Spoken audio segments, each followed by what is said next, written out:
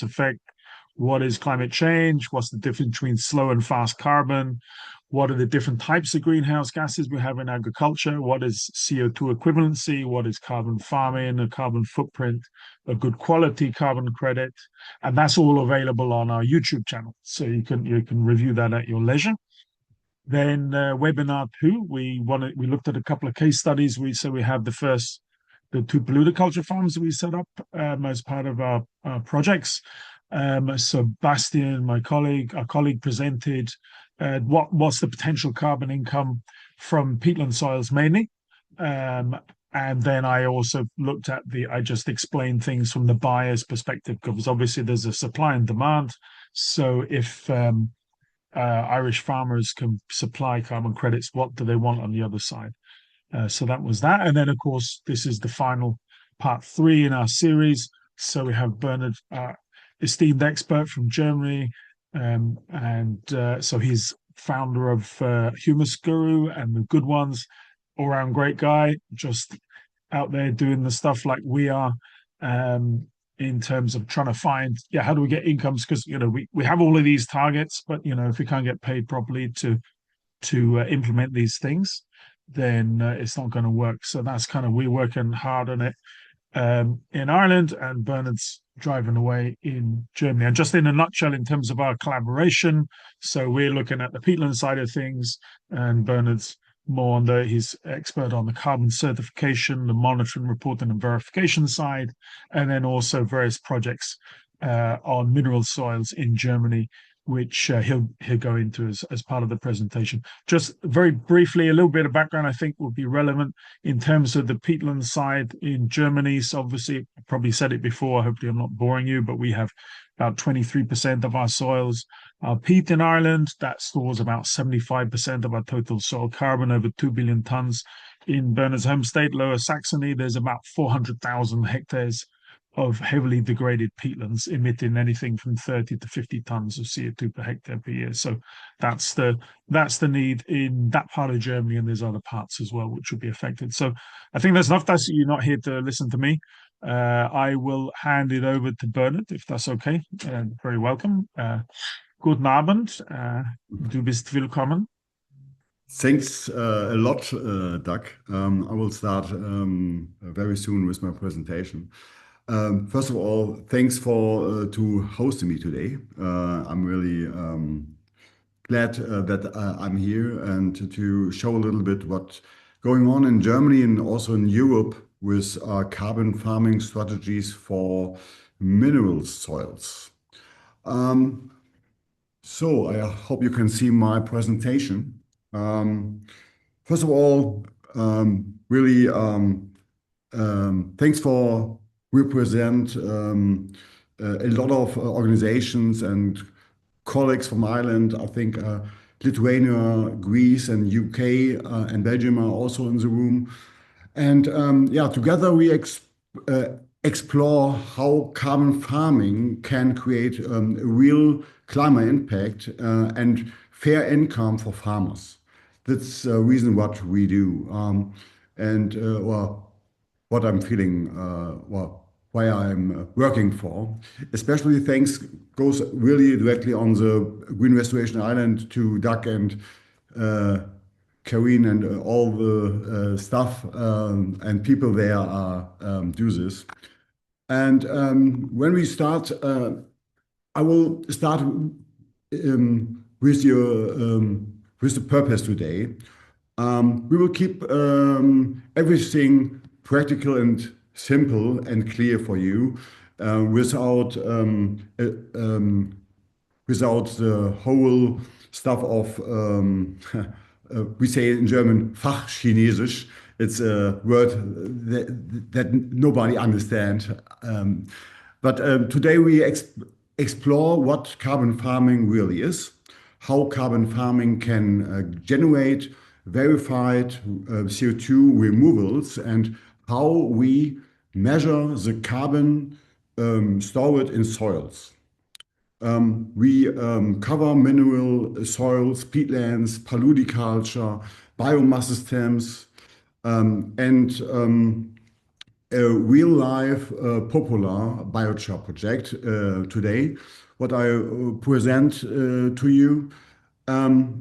Yeah, the goal is that everyone, farmers, advisors, and policymakers and organizations in this room can see after how this could work in your own country, in your own area to use this wisdom for you.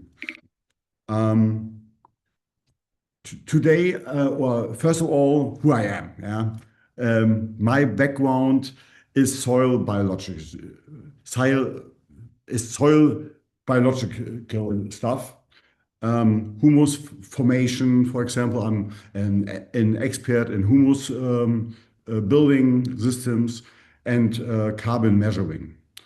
I've worked hands-on science 1986. My parents say, this is a gardener. I'm from home, I'm a gardener. And today I'm lead the TGO AG, that stands for the Good Ones, stock company, and the Humus Guru GmbH. We produce humus in different couple of countries with a patent system, focusing on relabelable carbon removable methods. That means really we have to count the negative emissions of all what we do, and this is really important. I'm also, and Doug know me really good. I'm an innovator, I'm a motivator, and I'm building systems that really help farmers to earn fair income through high integrity carbon farmings. And this is really important that we make one thing today together, integrity and trustful work. Yeah, that's really super important. And I'm very happy to learn from all of you, also to have more information, also what you do, and after this presentation. And I hope there's a lot of questions that I can ask you. Yeah, each country brings a lot of expertise with. And yeah, our mission. Our mission is to support agriculture in becoming climate positive, economically strongness. Yeah? And we want to, well, we want farmers to benefit directly from good soil management. For example, it's really important when you work with mineral soils. The work management on mineral soils is much or can be much complicated, and we use really the science what in the past have analyzed to turn organic residues into, for example, humus or long-lived carbon storage in soils. And we align everything with EU rules like the CRCF. So payments are reliable. This means CRCF stands for Carbon Removable Certification Framework. And this is a real climate impact, and we don't want to promote greenwashing. That's the reason that we from TGO goes directly on the EU level and work on the CRCF to make it really integrity. This is super important for farmers now. And just Bernhard, can I just ask, can you just for the audience, just some of the residues, can you just mention that just the residues that you're converting into the humus before you move on, if that's okay? Yeah, comes later on also, but the residues is, for example, when you produce humus, well, you can use all kind of residues what's on your farm a residue. For example, it can be cow shit, or it can be any kind of manure. It can be trees. It can be residues from crops. It can be all what you are imagine, always have to be lived. I think it's a right definition, and is no contaminate. It's without toxic substance. It's clear. All what is Yes. poison for your body is also poison for the soil. Yeah, this is and the dose makes the poison. It's also clear. But all what have to be lived or has lived can be used as a residue. It's not a really residue. Uh, it's it's gold in a carbon forms maybe. Yeah? And we are make two different kind of sources. One is carbon and one is nitrogen full sources. Yeah? Uh, Carbon sources maybe is tree residues or leaves or whatever the residues are. And nitrogen residues are, for example, manure, separate manure, the fast stuff of the manure can be used, or it's also possible to use soya beans as a nitrogen residue, or for example, when you are burning your corn on the wrong way, then you can use it also as a residues for Mm, humus production. Yeah. mm. But Okay. later on, I show a small video to show in a fast time how it works. And yeah, um, our mission uh, was clear. And why is carbon farming now for you all yeah, maybe the best thing, whatever you can take? The timing is perfect. The timing is perfect for carbon farming. Why?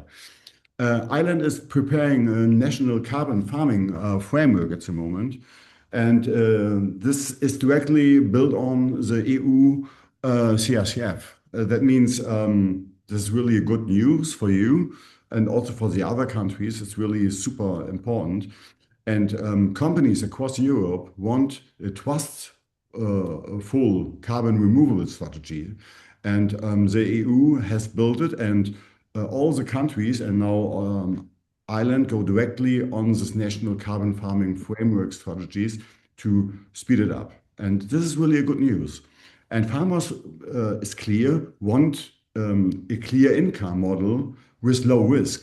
Yeah, this is it's also clear. And carbon farming connects this both, yeah, this low risk and a clear income for carbon farming strategies, for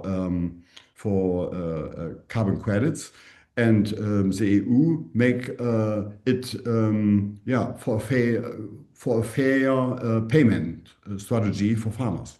And this is, I think, really a good thing when farmers get money for, yeah, soil health and resilience strategies, and they get money from this to make it better. And also the climate action is one of the biggest tipping point in this room. Every country here represent have a benefit and will be used this CRCF in the next couple of years. This is also clear, and it's not only for Ireland; it's also for total Europe, maybe also for the whole world. The reason is the CRCF framework is really strong, and it will be a big impact in this carbon credit system. What we are measured by the TGO, and this is really an important thing. To measure carbon property, we don't just look at the organic matter. Yeah, the most of the measurings are looking only on the organic matter. How much humus is in the soil? Yeah, this is one kind of idea, but this is not the best picture to do this. We separate inorganic carbon, for example, tick, this is the total inorganic carbon stands for, or the normal organic carbon, the TOC. Yeah, it's also very clear. And but you can also measure the next step.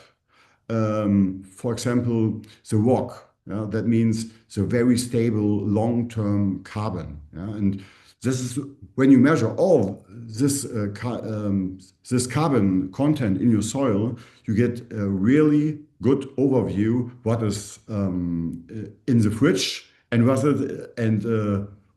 is in the storing room in your soil. And I think this is clear. The carbon is stronger and cannot go in the air as soon as possible. And this gives a true scientific base for this and important for farmers. And it's also very important to verification and for the reporting strategy when you make the soil measurement service. And you can measure a lot of stuff. You can measure the DNA sequencing. You can enzymes, microbial biomass, detailed chemical NPK, and whatever you want. But what is important when you measure, you have to do it on the right way. And you can, of course, you can do a lot of DNA sequencing, but what happened there, you only understand a little bit more how your soil are living. Yeah? And this is, I think, the big benefit for farmers. They become a complete health check for the soils when they use the strategies to analyze more soil or more different places on their fields. And the governments. Yeah. And just in the previous slide, Bernhard, that was that picture. This is a map of a field where you sampled at each of those points. Exactly. Yep. Exactly. On this foil bag, we are write down a methodology. What the methodology is, I explain it a little bit later on. But on this map here, you can see really directly how are the peaks.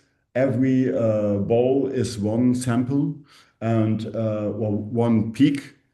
And we measure a lot of stuff in this. And all this kind of balls are GPS and RTK directly. That means it's mass or minimum plus 2 centimeters, 5 centimeters difference in the measure construction. Yeah. So two centimeters accuracy. Yeah, for the measurement. Yeah. Not more, and it's super directly, and it's not so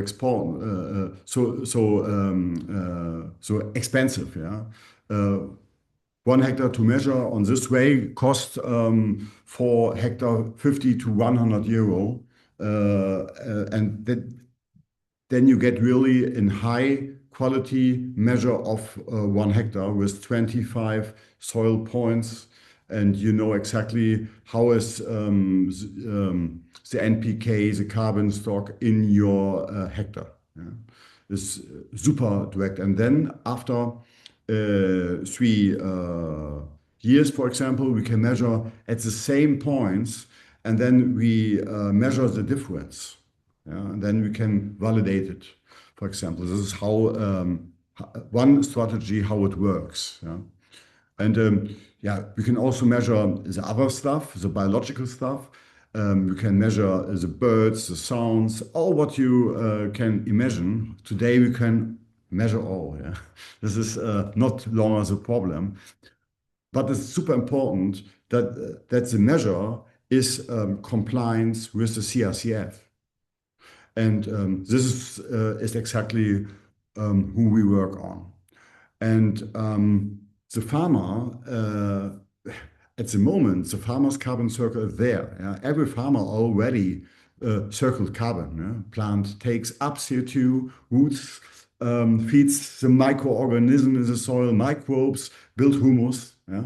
This is a way how it works. And but carbon is lost when soil is bare or is disrupted. For example, when you damage the soil, the CO2 come out. And to regenerative practice in agriculture. We can keep and increase that carbon in the soil for long term. And this is exactly what we do. And in the next foil, I explain how it works. And yeah, with the right measurement, yeah, you get a payment in a few years. And the really important thing, and this is important to understand, this slide is important for really important for policymakers and advisors, is to understand what is a reduction. Reduction is less emission, and avoidance is stopping emissions before there happens. And removable is pulling CO2 from the atmosphere.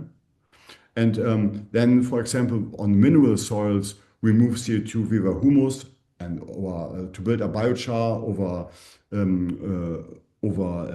agroforestry or hedges.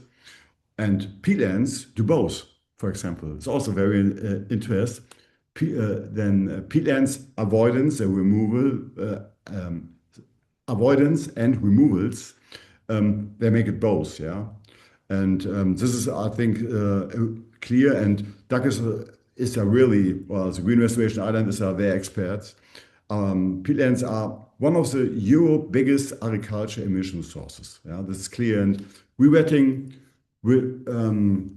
and reductions, emissions, we have really to bring it down and really quickly. And Paludiculture lets you farm wet soils again and make it also safely and profitable. This is, I think, a really important message. And in this room is GRI, yeah, the world-class expertise, I think. And we are also in German with a lot of peatlands, but what you do in Ireland is, Doug, the bug guru, yeah, I think, and it's really good. And I'm really really happy to work with him on peatlands. But today we want to speak about mineral soils as a carbon sink. And for mineral soils, almost every farmer can store more carbon in mineral soils. I think this is a key message today. It's possible to store more carbon in mineral soils.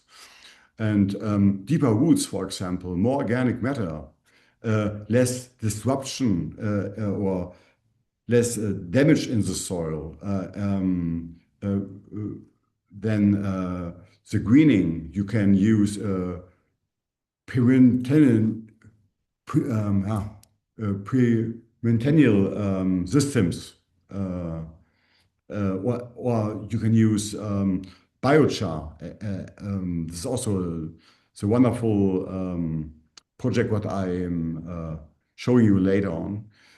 All these different kinds of carbon farming strategies are building a long-term carbon and healthy soil story. Yeah? And this is super important. And this works not in Ireland or in Baltic or in Germany or in Mediterranean or UK. This works also in China, in Africa, or whatever you want. This different kind of carbon farming strategies for farmers works worldwide. Yeah, this is also important and clear. And what are carbon farming toolbox? Yeah, let's talk over carbon farming toolboxes. And for example, there are a lot of tools for farmers they can use on mineral soils. I'm more expert in mineral soils. And this toolboxes allows farmer to choose what fits their land, yeah, to make the land great again, maybe. Yeah. And cover crops, for example, reduces of tillage, multi-species swards, hedges. You have a lot of in islands. This is good. Agroforestry, humus build up techniques, for example. And yeah, in every different country, and this is a little bit the choice, is different of this toolboxes. Yeah, for example, it's clear in Spain, it's not necessary to make, for example, a strategy with cover cups, for example, in one areas. But the science behind it's the same. Yeah? The science behind carbon farming is the same strategy. And for example, one second. Yeah, organic residues. And now I will explain you the humus build-up thing, what Doug also has um, um, asked me before. When you want to produce humus, yeah, you can use your own organic residues from your field, from your farm, from your neighbors. I don't know, but and these residues are there. And we, for example, take residues from an area from 50 kilometers away and produce with this organic materials stable humus. Yeah? And the improves for your soil is fertile. You produce fertile soil and much more water retention. Yeah? For example, when you think about Spain, they needed really directly more water influence, for example, in the soils. Extremely important for Irish, for example, also for the rainfalls. So the rain have to go in the soil, or you have to bring your soil on a stable form to work on with the soil. And maybe the video will work. Now you see a small video when we produce humus and we mix, for example, in this video, carbon and nitrogen together on a special form, mix it and shredder it, and then we bring it in a big batch, and then we put a foil on it. Yeah. And then it can store for 4 to 6 months. And after this, we cover up the foil, and then yeah, the humus content is there. And in the next picture, you see exactly what happens. It's possible to make it from straw. Yeah. For example, you can use straw to produce humus. Straw has a lot of carbon content included, and that's the reason that works really good, but you need then the big part of nitrogen. Yeah? You have to bring the different kinds together. And farmers can increase organic matter and reduce with this system fertilizer to biofertilizer. Yeah, you build a carbon, well, the humus, stable humus, step by step on your field with this system. And it's super important that you can produce humus with your own residues. All what you need is some minerals, for example, zeolite, activated zeolite is one of this big thing. What you can use, different kind of stone meals, and when you understand the biological part a little bit more, you can use, for example, special kind of microorganism to vaccinate this stuff, and then they grow faster. Then you produce faster humus in the system. It's a fermentation system. It's not a composting. It's a fermenting system without oxygen. It's also important to know. And the next project, well, what we do is a real farm example, the Artland project. Doug also visited this project in Germany last year, I think, or this year. I don't know. I think it was this year, but this Yeah, it was this year. It was in February. yeah, February, I think. this he was. Yeah, okay, perfect. And yeah, this is our real carbon removable project in Germany, for example. What we do there is we have poplar stripes. We are planting agroforestry in poplar stripes. Then with flower stripes. Then we are using this biomass from these poplar trees and bring it in the pyrolysis factory to produce biochar and CO2 free warmers. This is, I think, really a super important thing. And we are all controlled, the totally system. We are measured the wood. We are planting the trees. We are measuring the carbon content in the biochar. We are measuring the electricity. We are measuring the removable or the avoidance also. The reason is on this pyrolysis factory is also important to know that you produce also warmness, and this warmness you can use it in your own farm and to replace, for example, fossil fuels like gas or yeah, peat maybe in Ireland or maybe also oil. Yeah? And this is a super good strategy to produce your own warmness with a pyrolysis factory, to produce biochar, to produce your own field stuff or fertilizer stuff, and also have more strategies for biodiversity on your field.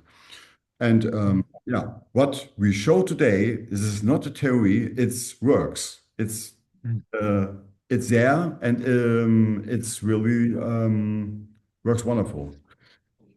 And just to clarify on that, Bernhard, so the wood is produced, the biochar is produced, and then the waste heat is used to heat the farmhouse Exactly. um, in this project. So there's nothing is wasted, basically. Oh, no, no, it's Yeah. not. Nothing is wasted. This is also very important to know. This is a good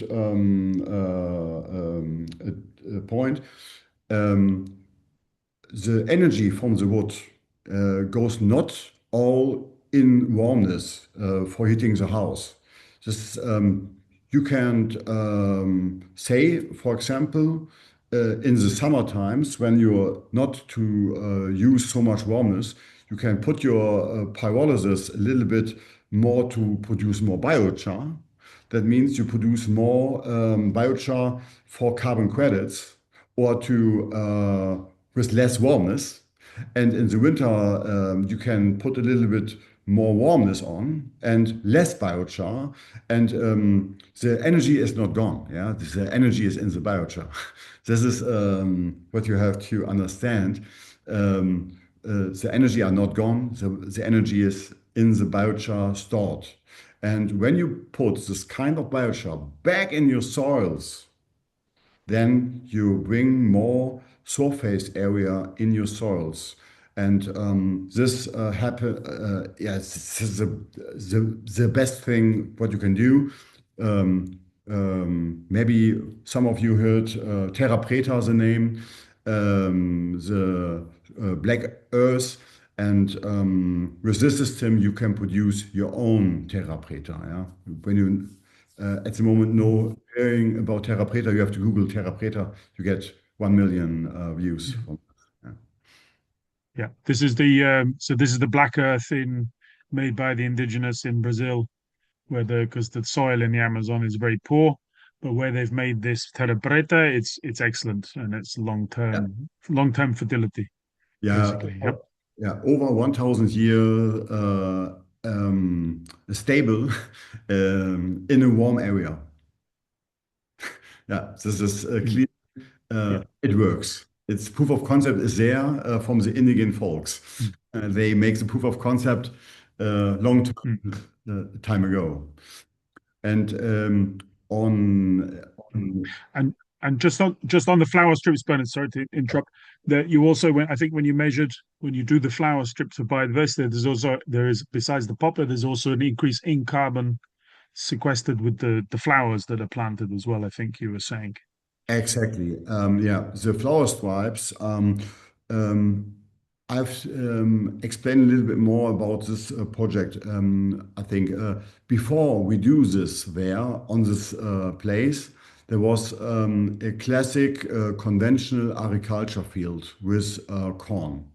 And when I talk about German agriculture or conventional agriculture, then we have to speak about 20 years in form of corn. We produce corn, corn on corn. After corn, we produce corn. Yeah, and that means we are suck the soil and damage the soil much if you can.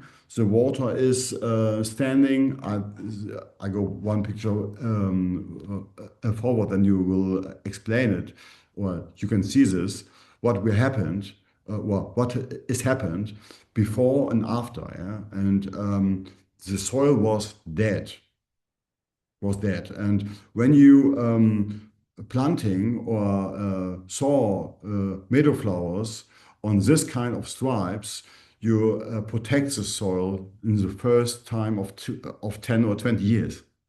That means the soil has more shadow, and more shadow is really a good thing for the soil.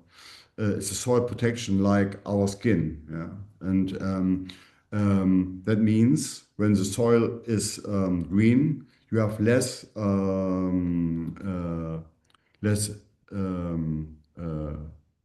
temperature, and then you store automatically more carbon automatically. And that means you can measure the difference of carbon. When we talk about measuring of carbon, we measure the first time this soils when the soil is damaged. And then it's clear there comes out worst results of carbon storms. And after 3 years later, when we measure after biodiversity stripes of carbon agroforestry or permanent culture, um, you get every year 0.2% more humus on 1 hectare. And this is a lot of CO2. When you count 0.1% more humus, then we talk about 6 to 8 tons of CO2. That means you store every year only when you change your agriculture practice uh, on this way, 12 tons minimum CO2 per year. You save, you store it in the soil, and we can measure it. Yeah? And this is what we do there.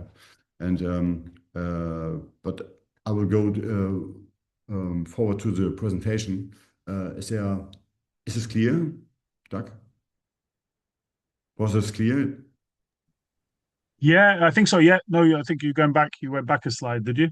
Thank you. Okay, and we have after a small Q&A, when there's more questions, I'm open. But Mhm. this Yeah. project produce, for example, the biodiversity and the biomass and the heat and the permanent carbon storage and all what I explained, and yeah, in one area.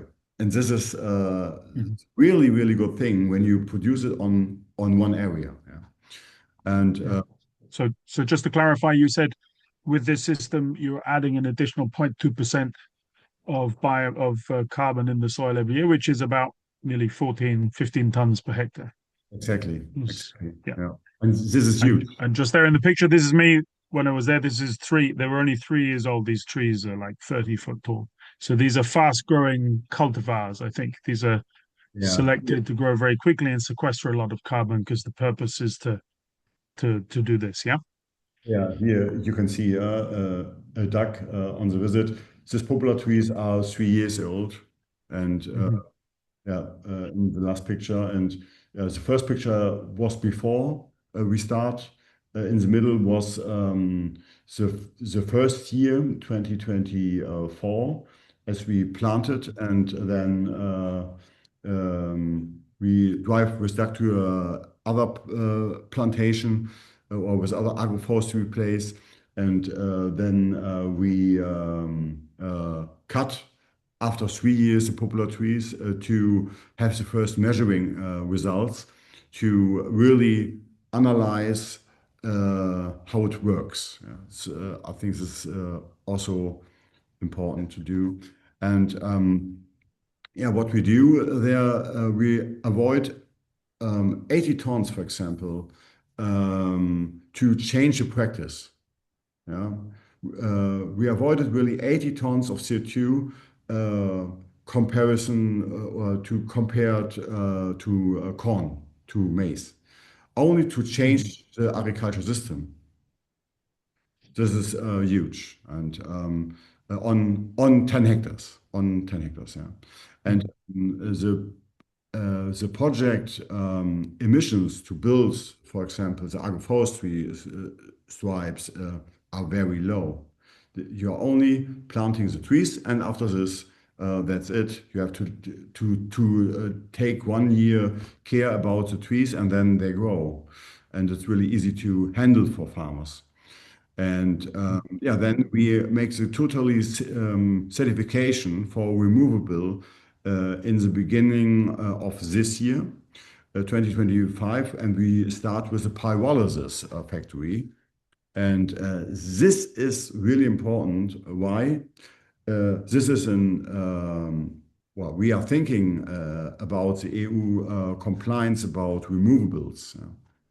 And we produce now from the wood chips from the poplar trees in the pyrolysis factory, biochar. And what we do there is to analyze then the biochar, and we find out there is high stable. It's an HC ratio of 0.12. That means there's behave like geological carbon. Yeah, it's super strong, and it's not going in the air again. And this is why it's it's really qualify as a this biochar as a permanent carbon removable strategy, and it's serious, Mhm. and it's an integrity project, and yeah, it's very important. For example, Mhm. for the carbon market, this kind of removable gets the highest prices when you count Mhm. it really directly, and the whole chain. And just can I just say just before we move on, Bernard, just back so just in plain English, that's saying that of the carbon, sorry, of the poplar wood that's converted into biochar, it's approximately nearly 90% stable, basically 90% conversion. Is that right? Yeah, yeah. It's Yeah. that means the biochar is it's so stable. There is in the aromatic circles really really hard stable. You can not bring it So 1,000 years or more, that will back. stay Yeah. as carbon. So basically, you're taking the fast carbon in the trees and you're putting it into geological, nearly into coal, almost Yeah, basically. Yeah. it's So cold. this is the high value. Yeah. It's really Yeah. the high And level. then And you said that you mentioned the high. Yeah. And then you said the high price. So what kind of price is that going for on the uh, market? comes later on, but from this kind of Oh, bio. sorry. I'm sorry. I'm stealing your thunder. You'll tell us later. You'll do the reveal afterwards. Sorry. Comes later on. But I can speed it up for you a little bit, or for you all. Yeah. this chain is clear. We can count every forms, every step we can measure it and verify it. And this gives really the trust for farmers and for companies to buy the credits or for governments. Yeah? And this is exactly what we do. And I think also for why Artlands matters for Ireland. Why not? This can be a strategy also for negative emissions to produce it in Ireland. You have willow trees, poplar, or a lot of hedges. Um, yeah, that works beautifully.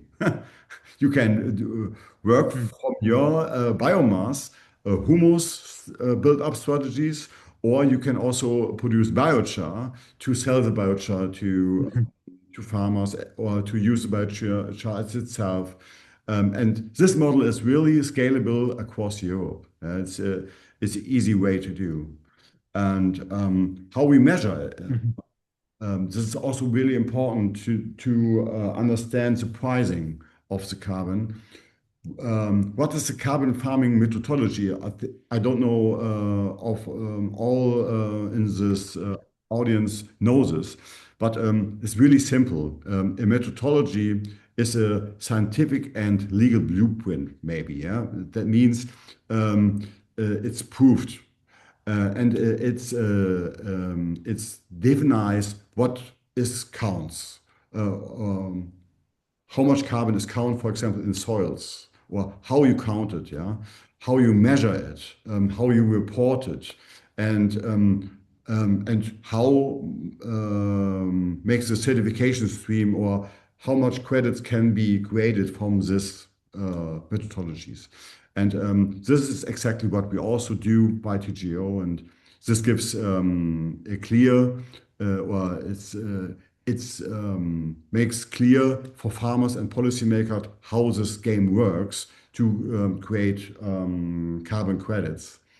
And the pricing of this or the MRV are a little bit different. On mineral soils, you count more the GPS sampling, for example, for the soil organic matter or what I talked before. The biological part is also thing, and yeah, it keeps everything transparent and fair. That's the sound. And by Peatlands, it's the same. It's a little bit different kind of measurements. But when you understand, you need a methodology, a strategy to make it, and then you put it in forms of EU carbon removable certification streams, and then they come money out. That's exactly what Doug want for me a price. And the price is at the moment the most difference or the most difficult stuff. The reason is from carbon removable strategies with biochar, you get prices from 380 euro per ton of CO2. From, for example, soil organic carbon from the humus, you get only 20 or 40 euros at the moment. And this makes it really complicated a little bit. What's your price?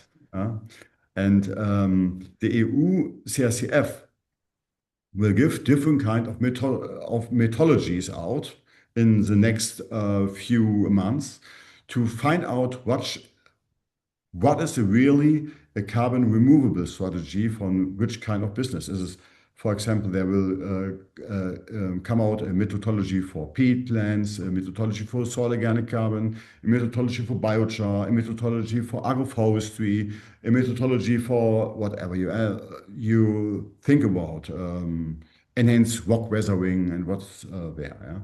But it's clear the carbon market can be now better and stronger without greenwashing, and the EU built also an insurance system to insure your carbon leakage, for example. Yeah, and yeah, this makes a high integrity projects.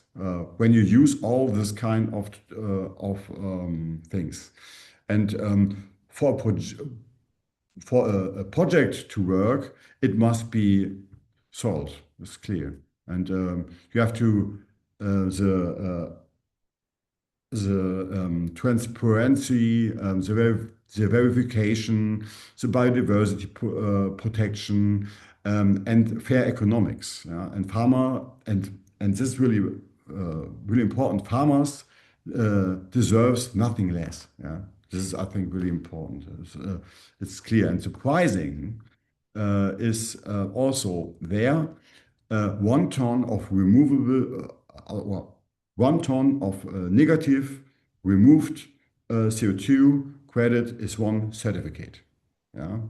And the prices can be 40 euros, can be 380 euros. Yeah. Makes it a little bit complicated. This, which kind of methodology was what kind of currency? Yeah. This is, I think, also a tipping point that will be clear in the next year. And high quality of removables already brings stronger prices. This is also clear. When you produce biochar, you get much more money, yeah, at the moment. Mm. And just a question, Bernhard, the biochar, where is that going? Is that going back onto the farm, the biochar that's produced? Yeah. For my opinion, it is the best strategy for farmers to use the biochar to increase the soils. Yeah? This is really, really important. But it's also possible to sell the biochar. Yeah, but I think this is the same stupid strategy like when you sell your straw. Yeah, you sell your carbon away, and Mm-hmm. you have to make humus-rich soils. And the benefits about to increase your soil itself, it's clear. It's better. Mm. It's Yeah. uh, it's really better. And the benefits of healthy soil, carbon farming can also make improve the soil structure with the resilience about heavy rains or dry seasons. Yeah, and yeah, it reduces the fertilizers what you can what you buy.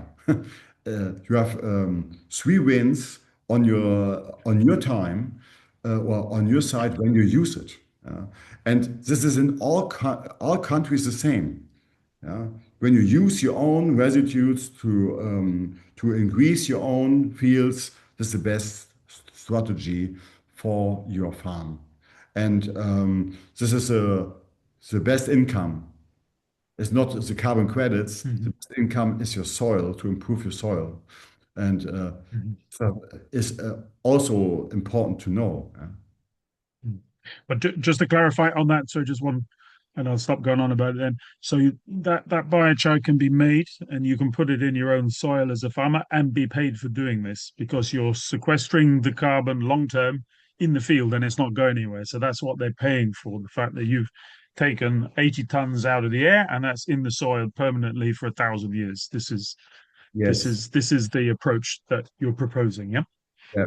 But what is really important on this side, when you produce biochar and when you bring the biochar back on your soil, you have to documentate it. This is really important for the certification stream who goes to biochar in which field. It's really important Mm-hmm. to make it clear that the biochar is not for co-firing Burned. burnt. Mm-hmm. Yeah, Yeah. and this is You super. don't do any barbecues with it. It's possible, but not the best strategy. Then you get not Yeah. uh, Yeah. uh, carbon credits and also not soil improvements. But it's possible, yeah, to do this. Yeah, of course, yeah. But the risk what you are or what the farmer take from this kind of strategy is less. Yeah, The whole system with agroforestry stripes, with pyrolysis factories, is you get your own warmness, and other processes. And you produce also super good fertilizer stuff, biochar. And yeah, maybe you can get in the next year also a lot of carbon credits when the CRCF starts now. Yeah. But I think, yeah, the risk buffer is there. The high qualities of MRVs, of the monitoring and reporting and verified is there. Yeah, this protects farmers. This is clear. And the reason is from our side, and also I think from your side, Doug, uh, yeah, um, we can create together a new infrastructure for farms in Germany, in Europe, with paludiculture or also with mineral soils. And we have find out a lot of stuff that works. We have find out a lot of fuck ups, a lot of things that works not. Yeah, but I can say, yeah, what I present today is all stuff how it works, is our experience, and yeah, please use it to make it Mm. also happen. So that the transition can go together with a stronger ecosystem for carbon farming in Ireland or in any other countries. Yeah, I think this is really important. Mhm. Mm, yeah, uh, we make it simple for you. This is only this 7 steps, and you are in the room of carbon farming. You say, I'm interested. We are mapping your soil. We are taking soil samples. We create a great plan with you together, for example, support implementation strategies for carbon farming together with DAC. And yeah, then we verified the results, and then the farmer received payments. That's all. Yeah, how it works. And as it's it's not a rocket science. Yeah, and yeah, now you know a lot of stuff. This is my summary for the lecture today. Uh, yeah, this 5K sentence. I hope you understand this. Yeah, when it's really scientific and practical and it's fair. Yeah, that's clear. And understand now more soil, carbon measurements, MRVs, CRCF, is Carbon Removable Certification Framework, what it is. I present the Artland project with permanent carbon storage and real scalable. Yeah, it's scalable. You know now mineral soils, how you measure it, peatlands. You have Doug on your side. You know all. Well, he know all about peatlands and biomass systems, for example. Yeah, and we can now present it to you. And when you need any help, it's clear. Yeah, and now I hoping there's a little bit discussion about what I present. And yeah, I love to hear from all of you, farmers or whatever now happens. And then, yeah, thank you Awesome. for the. Uh, Thank you, Bernhard. Thank That was great. you. We have a couple of questions in chat. First one, I think we touched on this a little bit, but just wondering if it is a retort kiln they use, and is the biomass always wood chip from poplar truss, or have they used any other woody biomass? okay, now I'm on. What are Mhm. the first question? Yeah, so the first question is, and like I said, I think we touched on this a little bit, but um, they're saying just wondering if it is a retort kiln they use, and is the biomass always wood chip from poplar thingy trees, or have they used any other woody biomass? Yeah, from this project, we only produce from the popular trees. We produce from popular trees wood chips, and from this wood chips, biochar. Okay, cool. In this direction. Uh, and there's also a peatland soil biomass to peatland. I don't. Just on that before we move on to the next one, Bernard. So obviously in this project you had to plant the trees. That's where the biomass comes from. But from what you're saying, we could use hedge. So for example, we can no longer burn hedge cuttings. So hedge cuttings could be used if you're clearing scrub. Any of that kind of woody biomass would also be suitable to be used in the system. Yeah. Exactly. But what is really important when you use your own hedges is you have to analyze it from which part of kilometers hedges comes which kind of biochar from. Mhm. Or which kind of biomass form. It's really important to know to understand the whole supply chain on your farm. But Mhm. it's not a rocket science to do this. Yeah, we have also other clients to do. They do the same. Yeah, but it's really important that you have to understand the system behind. Yeah, you have when you use biomass, you have to understand who comes the biomass from. Uh, Yeah. can be palm oil shells from Singapore. It's also biomass. Yeah. Yeah, yeah, of course. Yeah, yeah, yeah. Yeah. So the aim, so just, and I think bang on about the biochar bit. So in terms of the system, that would be, so you said this is completely scalable. So the vision there would be kind of small, decentralized biochar facilities, and they would take biomass from within a small radius, not from the other side of the country or Singapore, or like we currently have. We Ex- currently have wood pellet systems in Ireland, and it's basically they take swamp forests in America and they chip it and they ship it in, and this is green energy. So this kind of rubbish. So obviously the idea is to service and then just a question, because obviously I think there was it was I suppose it's the first of its kind, so it's going to be more expensive, but it's also wouldn't be a cheap option for every farmer. Maybe would it make more? Would it be a possible solution to have a like a as I said a decentralized a decentralized facility that would serve a number of farms within a certain radius, and then they could supply the biomass, and then they could get the biochar back and get paid to put the biochar back in their fields. Maybe yeah, is that how you would see these things? yeah, it's a good idea.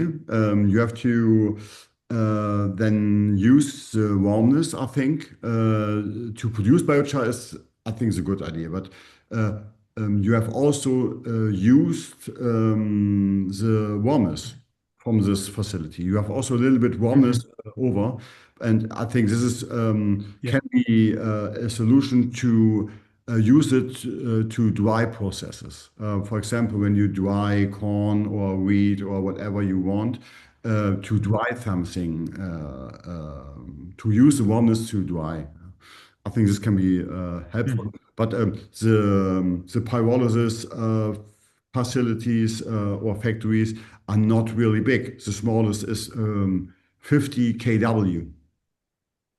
Hmm. It's Mhm. it's not a big machine. It's a really small thing on 2 square meter. It's also Mm. to handle.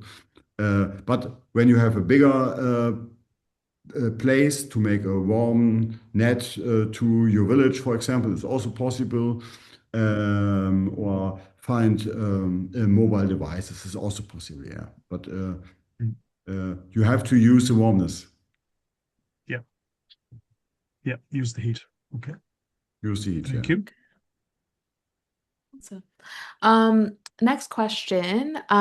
Can there be a continuous 3-year cycle poplar plantation, or is crop rotation necessary? This is a good question. the we harvest our popular trees after 6 years and not 3 years. I explain the 3 years what we harvest in our presentation. It was the first test to analyze how much wood we produce in 3 years. And we know, but from a lot of studies, that 6 years is the best harvest crop rotation to do this. Mm. And when you, for example, grow or planting the trees, you have to first think about your biomass, how much biomass you want to produce or you have to need. And I think this is also clear. 1 ton of dry wood chips with 20% of dry or 80% of dry means 4,200 kilowatt. And Okay. then you have to count your heat, how much heat do you need, and then you can use this kind of residues to heating houses or to sell it maybe also. We have also project to sell the wood chips. This is also possible. Mm. And as just looking at that example, I think that's cut a certain amount for the heating, isn't it? So it's a certain area, 10 hectares of pop or the area of Yeah, poplar, and then they need half an acre or an acre to heat the building. yeah, This is yeah. part of the calculation you were referring to, yeah? We do the whole stuff, the whole calculation, the whole thing, the whole support for the farmers to that the farmer understand what happens. It's super important that the farmer know how much trees they have to plant for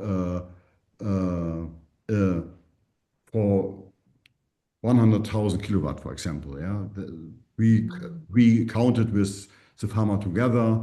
We look Mhm. at the soils. The strategy with the machineries. How big are the machineries, for example, when you make stripes or other kind of systems? It's Mhm. possible, but yes, Yeah. yeah. Awesome. And then it looks like this is the last question. Is there a recommend? Oh, I lied. One more question came in. Is there a recommended amount of biochar used depending on soil type? Biochar can be used on all soil types, but the best soil to improve soil with biochar is a sandy soil. It's clear. Sandy soil have low structure and have less capacity of cation capacity. And when you put biochar on it, you get a bigger surface area and more store places for nutrients and other stuff. That's sandy soil are the best soils for biochar. It- um, Awesome. Questions are coming in Um, there, Kayla. I know. Next question. What was the carbon content from the biochar made from poplar? Do you do you know the carbon credits price per ton will be reflective of the quality of the biochar? And how did a carbon credits for 1 ton reflect in volume of biochar made? this is It's eine, kind of a three-parter. no, no, it's okay. It's a really important question.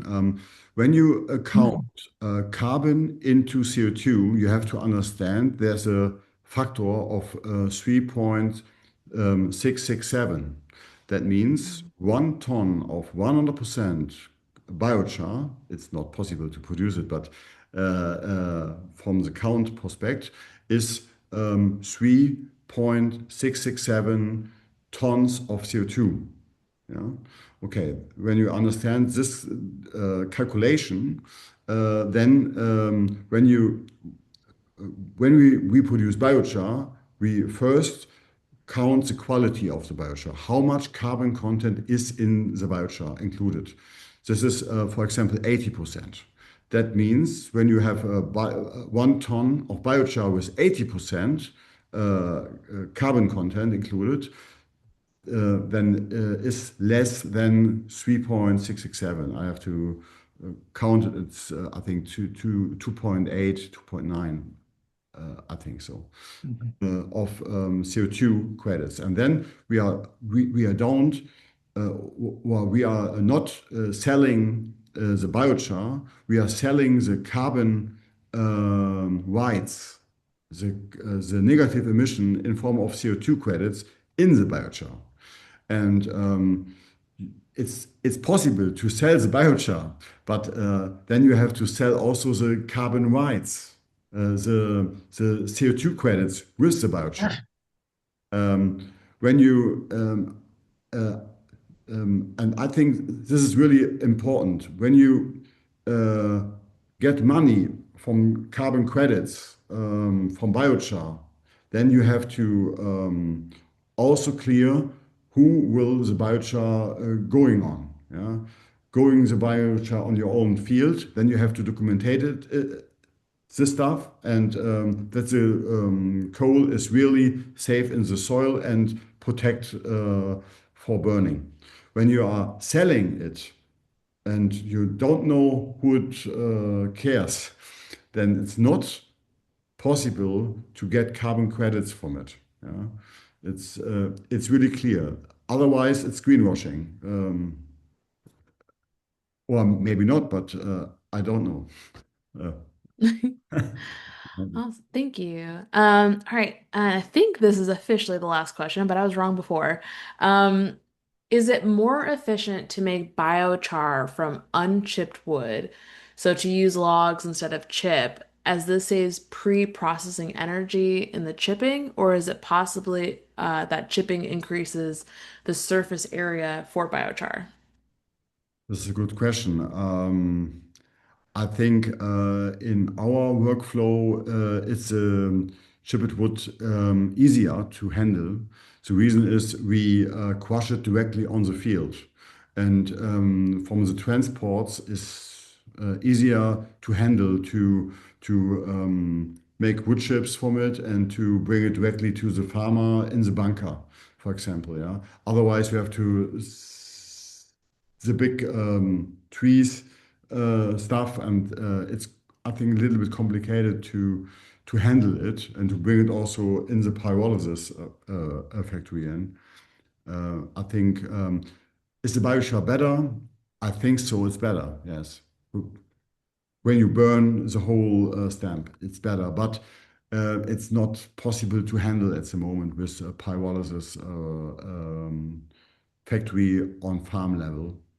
On the big industrial level, maybe it's easier to bring the whole trees, yeah.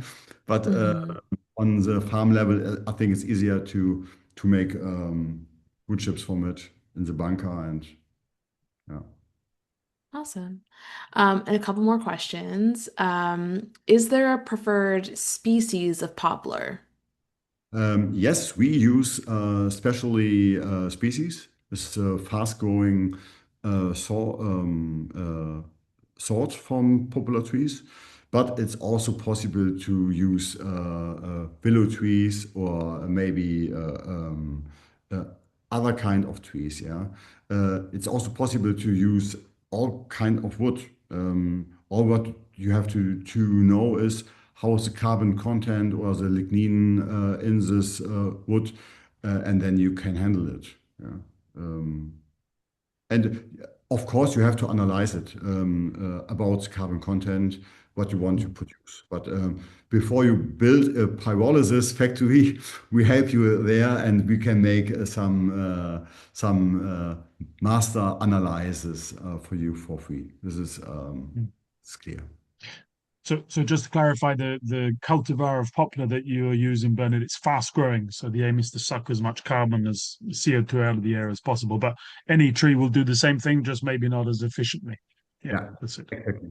Yeah. Awesome. And then how deep should biochar be incorporated into mineral soils?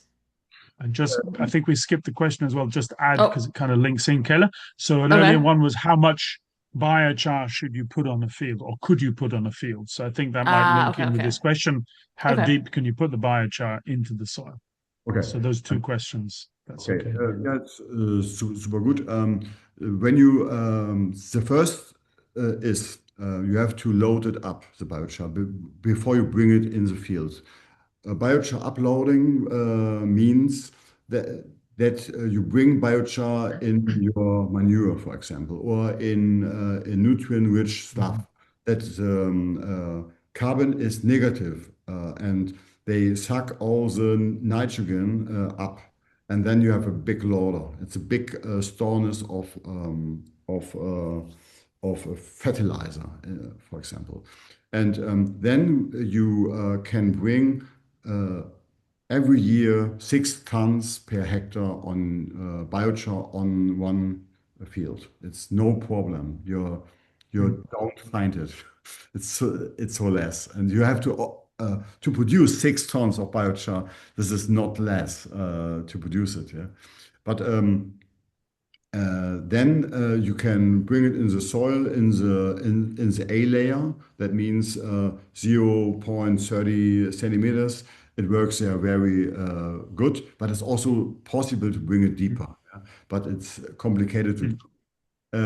We make it, we spray it over, and the animals and the soil work on, for example, with uh, how's the name in English? To Ja, was? striegeln. Hä? Striegeln. Stricken? Yeah. Nein, ich You- weiß nicht. uh, I, I don't know the name in Ja. English, but you can work it in the soil with less soil damage workflow. Yeah. Mhm. And then just a question is yeah, so is this, I don't know, and maybe that's the word we can't translate. Just to incorporate it, can you just put it on the surface and the worms will pull it into the soil, or you need to Yeah. actually put it into the soil? Exactly, that happens. Yeah. So Yeah. the micro or the biochar has really per 1 gram of biochar can be 300 square meter surface area. That means you bring new living room in your field. There's a lot of space for microorganism and a lot of space for nutrients in the biochar. And when you bring it in or only on the soil, the microorganism will bring it deeper. That goes automatically. Awesome. Thank you so And is there a limit? You much. said, sorry, just before, so year after, oh, sorry, I don't know if you had another question. I just wanted to finish out on this. So you can put 6 tons of biochar on every hectare year after year indefinitely, or Also, as you wish. Yeah, if you can I, produce it. I think when you look at the Amazonas area, they have do this over 100, 200, or 500 years, and it was not the Yes. problem. And the soil is there. Mhm. Human made black earth, and it's Yes. best soil that we have on earth, human made. This is Mhm. it's crazy, but it's exactly what happens when you do this. Awesome. Um, I I've been wrong now twice. I don't see any more questions, so I think Yeah. we're questioned out.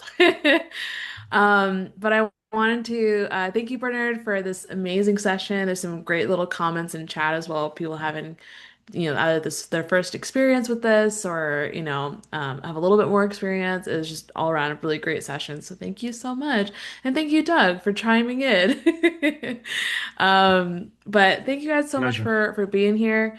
On the screen is a QR code to our link tree. This is a great source if you want to learn more about some of the work that we've been doing. This will also be where we'll post the link to this webinar when it's posted to YouTube. If you haven't followed us on YouTube, there's a link to that there too. It's a one-stop shop to stay connected with us. And so I would recommend just giving that a little scan, but we'll also email the recording out to everybody as well. So, but thank you guys for being here. Appreciate Yeah, you. Hope you all have a really great day. thank you. And thanks again to Bernhard. I know it's English not your first language. That was great. Thank you ever so much. And also check out the Humus Guru and the Good Ones. They also have lots of Thanks. good stuff going on and very informative. Thank you very much. Thanks. Thank Thanks you, all. everyone. Thank you. Bye bye. Bye, guys. Bye. Bye. Thanks,